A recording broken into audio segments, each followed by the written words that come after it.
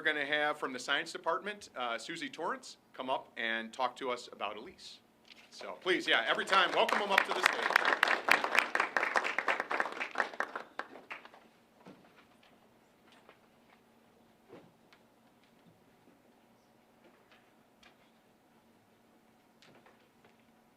Thank you, Ray. This is Ellie, and I decided I'm going to just read the thing I wrote because I'm not sure what else to say, and so here goes. Ellie is always an absolute pleasure to talk with or work with. She is always attentive and asking thought-provoking questions that show she has a high level of understanding of AP Physics. Ellie is always the professional in labs. She understands the task at hand or knows what questions to ask to get to a deep level of understanding of the content and the equipment. She is always doing more than her part to help the lab group. She will help classmates with their challenges without doing the work for them. She's very self-motivated and completes all the work in a timely and meticulous manner. Ellie brings a great energy to the room, and I appreciate her presence every day.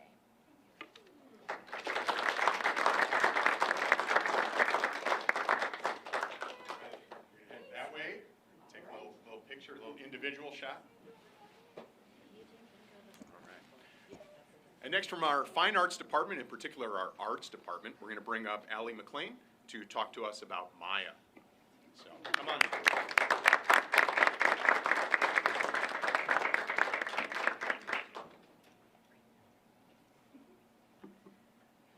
Good morning, everyone. I'm very honored to brag about Maya today. I first met Maya when she was a prospective art student in 8th grade, and even then I could see that she had a rare talent and deep dedication to art. Now, as a freshman in my digital art and design class, she consistently wows us with her skills in drawing, painting, and digital art. Just recently, Maya submitted several artworks to the Adler Art Center's Youth Art Month exhibition, and seeing them displayed was such a fantastic milestone. And already as a freshman, she can say that she's been part of a public exhibition, which is really incredible. What's even more special is her kind, quiet presence. She doesn't need to be the loudest voice, but she connects so well with other students who are also just focused and dedicated. She's always seeking out new ways to grow, both as an artist and as a person. I'm thrilled to say that I've also chosen her to join myself, Ms. Dahlstrom, and 6 other art students at the North Suburban Conference art competition in April, because I know she will serve as a fantastic representation of our school, and I can't wait to see all the amazing things she does in the coming years. It's incredibly rewarding to be your teacher, Maya, and thank you for representing what it means to be a true Wildcat in the art department.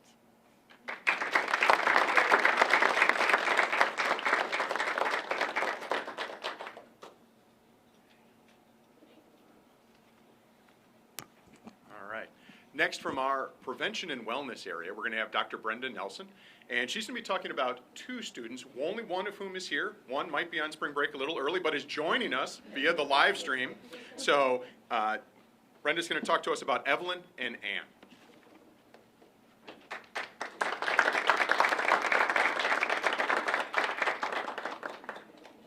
All right, so just to clarify, Annie is at a swim meet. Awesome. It is conveniently in Florida, good for her. But if everybody could turn around and look at the camera and just wave. So Annie's parents, Evelyn's parents are watching, so just glad they can join us, and thank you, Wildcat Productions, for making that possible. So as I was driving here this morning, and I kind of started thinking about this last night, it's like, you know, we write up our blurbs about our students, and I feel like what I really appreciate about getting to do this is like really tuning into just this deep level of sort of appreciation and gratitude for students that really make my life and the lives of, I think, every teacher here just really, really great. And so like, my heart is really warm this morning to be talking about Evelyn and Annie. And I think about like True Wildcat used to be called like Citizenship Award. And I feel like that really, I feel like describes well like a citizen. Like what does it mean to be a really good citizen? Because it means a lot of things. it means being a really good human. So I just kind of want to talk about how Evelyn and Annie I've witnessed over their high school years, just being really good humans, and kind of how that came together their senior year and what led to this award. So I feel like they were always kind of on my radar, kind of really got involved in prevention and wellness efforts early on, went through Green Dot bystander training, and they were involved in Snowflake, and but this year, then at the beginning of the year, got involved in a pilot group that we did for what we call circle practices, and then joined the Snowball Director team. So I have just appreciated how they serve in the gaps. Right, there's kids that step up and they lead, and they're just like, bam, they're really great in front of a group. But I feel like but we need all kinds, and this orientation that both Evelyn and Annie had was really one of service. Service of you really using keen powers of observation, like what needs to be done here, and just I feel like the operating question is always like, how can I help? So it's that, and it's also this ability to pay attention like consistently over time. So when it comes to communication, I feel like, teenage life gets kind of crazy, senior year gets crazy, there's a lot going on, but just this exquisite ability to like look ahead and say, hey, like this is coming up, I'm gonna have this conflict, or as soon as I send out an email, just boom, like responding, where I just always knew that they were super, super dialed in to this cause that they had committed themselves to. And I feel like it's one thing to be able to do well with peers, which is amazing, but that additional ability to really communicate well with an adult, I feel like is like this next level up of really, I don't know, being able to be nimble, I feel like in that way, and I just have really, really appreciated that. So this goes beyond good manners. This is like a level of character that I think is just going to carry you and Annie in really cool ways. This ability to reciprocate in communication and in relationships that is kind of all shrouded in this really awesome tenderheartedness. And so I just thank you, and thank you, Annie, for just being a really cool presence in the prevention and wellness world. I think at our school at large, they were both link crew leaders, both really high-level athletes in their programs. And I feel like it's that kind of quiet goodness that really spreads through our school that makes this a really, really great place to be every day. And so I just thank you so much. All right. And I also want to say, the apple does not fall far from the tree. So y'all parents are here. Like, this really speaks to the children that you have raised, the fact that we're here talking about just amazing ways that you guys are laughing, but it's true. Yeah, so I just want to say to Evelyn and Annie's parents, thank you so much for raising really great humans. All right.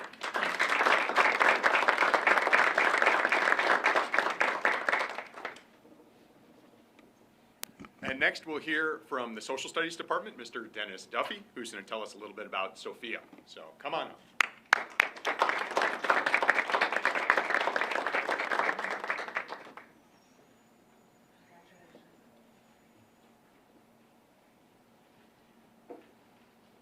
Good morning.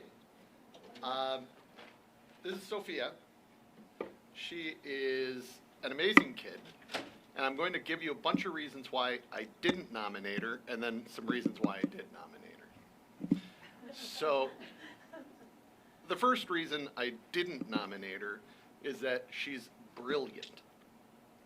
She is one of those kids who, gets almost a perfect score on the ACT, and I was like, no, I'm going to take it again so I can get that perfect score.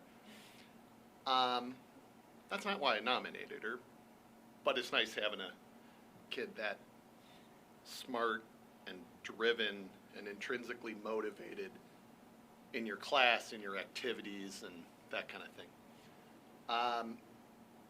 She's a 3-year starter on my mock trial team, where we teach kids how to litigate, how to be a practicing attorney in the courtroom setting, coach them up, and then turn them loose on other schools' teams in competitive settings. It's really a cool program. Not that I'm plugging it or anything. One of the nice things in that program is that my co-coach and I end up teaching kids who have never been a part of a team how to be on a team. Because most of the kids on the mock trial team are the kids that'll be like, group work, ugh. Because all the other kids want to draft off them, not do any work, and that kid is intrinsically motivated enough to want to, get a good grade, so they do all the work themselves. So teaching kids that are like that into being a team is hard. Sophia is a team player. She's a team member. One of the drudge jobs in mock trial is timing. She is willing to time for another team. I mean, she's a starter, but she's willing to kick in and help out another team. And she's really good at it. It's a competitive thing. Even the timing matters. And we just had our state tournament this past weekend, and we were in a dog fight, and there's a timing discrepancy. And with like a corked eyebrow, the other kid is like, and she's like, looks at the judge, who's a sitting judge, is like, showing the actual time, and the other kid's like, but that's not why I nominated her. I nominated her because Sophia's coming into her own. I have her in class for the first time, and she's a go-to kid in class. She knows answers. She can elaborate on ideas. She has fantastic questions. It's very insightful. She, again, works well with others. And she's becoming a leader, a quiet leader. I look forward to that becoming much more overt next year on the mock trial team.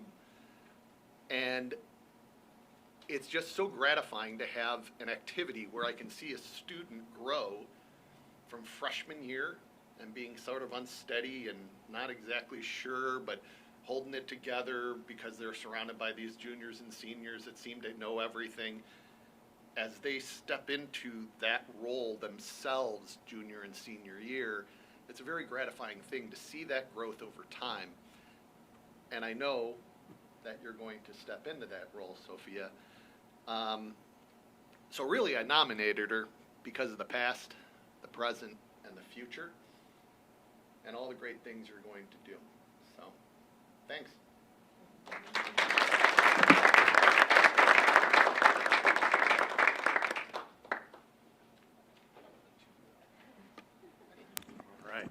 Now, we're going to bring up from the math department, Katie Wiesen, who's going to tell us a little bit about Lucas. So, come on up, you two.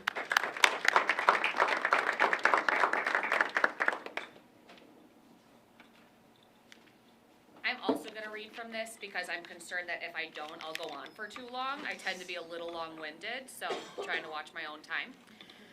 So this is Lucas.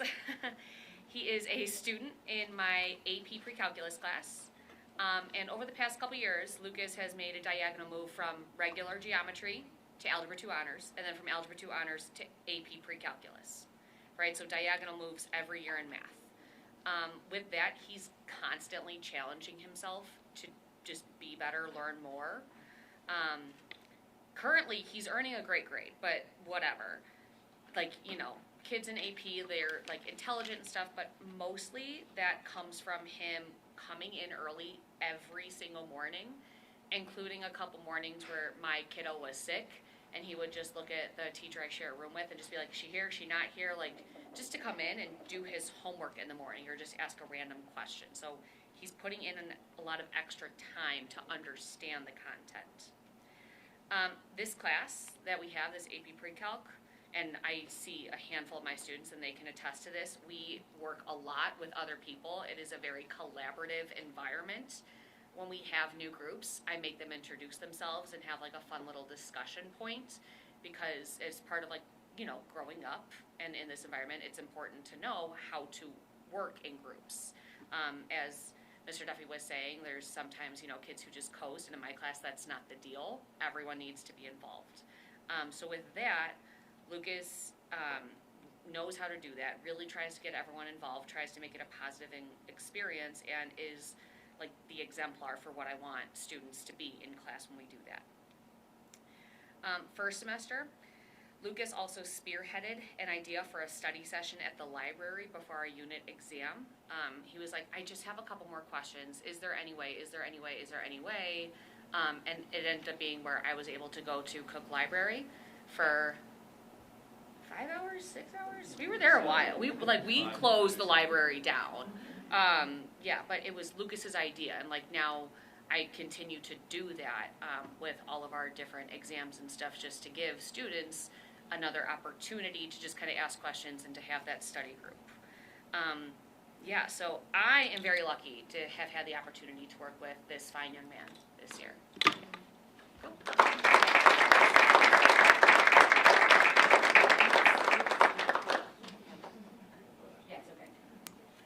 And now we'll move over to the world of English, our English department. We're going to have Meredith Tarzinski come up and tell us about Islam.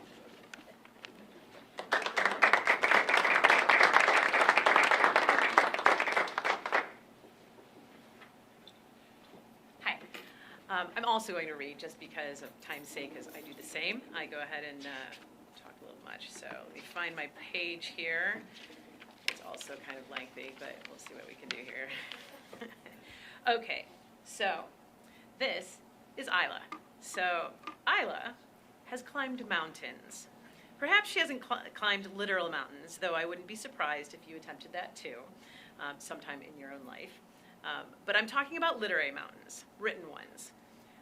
For every writing challenge I have put before her in American literature, she has borne down and placed her graceful grit between her pen and the paper, or truly between the keyboard and the document. Every day that we write in class, I can rely on her to critically think about how to carefully organize her thoughts, phrase her ideas, choose her diction, punctuate her sentences, and complete all of this thinking and executing with a quiet, mature grace that is beyond her years. She asks questions about what is the best way to phrase this sentence, about how her sentences can be lengthened or cut back, and if her writing gets her point across in a succinct manner. What is most impressive is that there is a quiet confidence about her questions. They are thought through and are thoroughly academic, especially when debating writing acumen. When we are in the middle of writing a processed essay, like we were just recently, I commonly see Isla in my classroom during fifth hour so that she can get her questions answered. She clearly wants to become a better writer, and she certainly wants the grade that reflects her hard work. Isla knows to use the resources that are before her, and by showing up to toss ideas around for her essay, Isla illustrates that she truly cares about her grade, cares about her ability to understand the task, and cares about the skill of writing. For many, even the ability to care about writing is the proverbial mountain, much less be able to complete the task on time and with a will. I applaud and admire Isla's grit, grace, and go-forward attitude. Not only will Isla be able to tackle climbing these literary mountains in her future with ease, but I have faith that she'll be someone who can move them too, all with the stroke of your pen.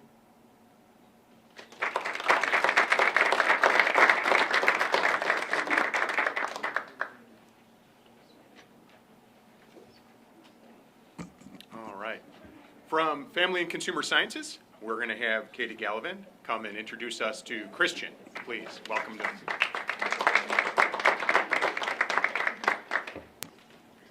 Hi everybody, my name's Katie Gallivan. I'm one of the Family and Consumer Sciences teachers, which is the fancy way of saying home ec from back in the day. I teach mostly the culinary classes, and I have Christian right now in life class, which is a hybrid of PE and cooking, and I think it's a really great class. 3 students from that class are in this room right now, so it's full of really wonderful kids. But what really sticks out about Christian is that he is not only a very smart kid, he's a really hardworking kid, and we have a lot of labs. That's my side of the class. his attention to detail is impeccable, always spending the extra time to make sure everything gets done and gets done really well. He has a really fun group of kids that he works with, and I always get excited when they come to class because they're just really excited about all the things that we're doing, which makes me feel really good as a teacher. Now, I've been doing this for a long time, and I'm going to tell you that sometimes when people find out that I'm a high school teacher, they're like, oh man, you couldn't pay me enough money to work with high school kids. But the reality is a lot of the kids that we get to work with are really wonderful humans, and Christian is a really wonderful human. I was subbing for a class recently, and Christian was in that class, and the teacher had highlighted his name and said, this kid is the most reliable. So if you have questions, ask this kid. And I'm like, this kid is the most reliable. He's a really great kid. And it really just like stuck to me. There's an expression, an old expression that says, you guys might have heard before, like cream of the crop, right? So in dairy farming, in agriculture, the cream is the best part of the milk that comes up, the fattiest part. It's the part that we make all of the delicious things with, butter and whipped cream. And Christian is the best part of teaching high school. He's a really hardworking kid. He is trustworthy. He's dependable. He is fun, and I know he's going to go really far in life. So that's why I said you're the cream of the crop. Thank you.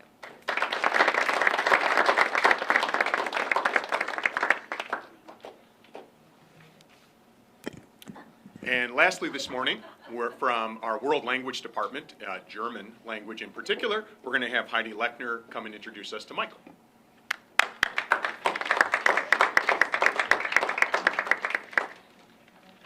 Guten Morgen. My name is Heidi Lechner, and this is Michael.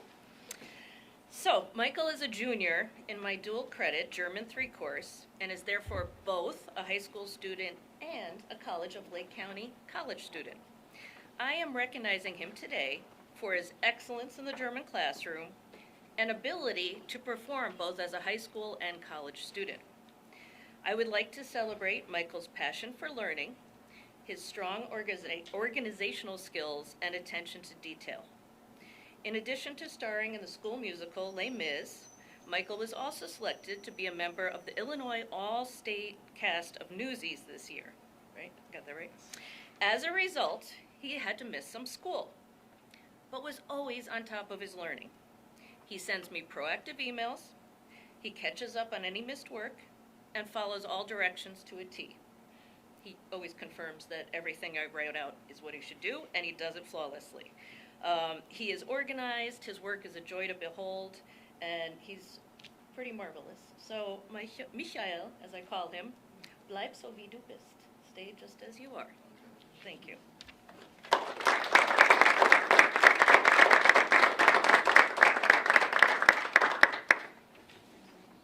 Well, everyone, we've heard about some wonderful students, and thank you for being here.